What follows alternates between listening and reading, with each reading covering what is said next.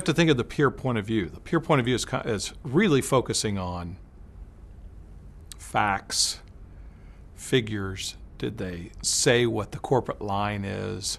They know what that presentation is supposed to sound like. They spend a lot of time on what they say. We spend very little time on what they say, whole lot of time on how you say it.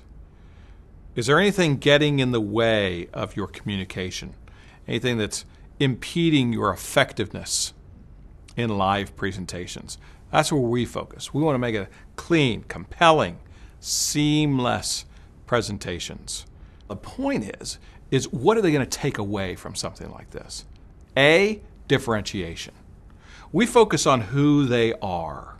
Zig says you got to be so that you can do, so that you can have.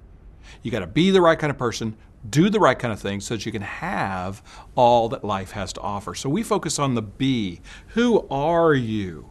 What differentiates you from all the other people out there? If you're a financial advisor, let's say, how many other financial advisors are there in your town, in your city?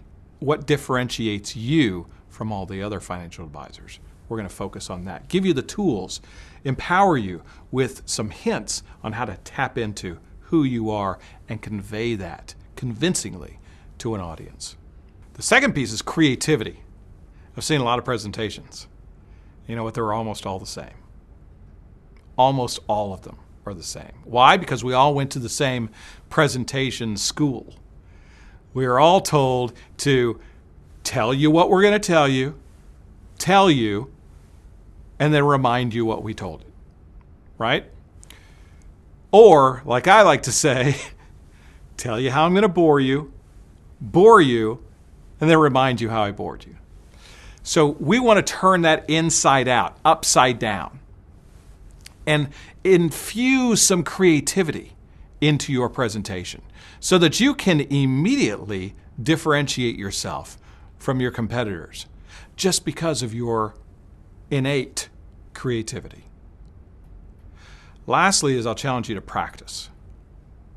You have to think about folks who go out and practice in order to be the best at their field. And that's what you have to ask yourself. You have to be honest. You have to look yourself in the mirror and say, do I want to be the best? Do I want to be the best at what I do?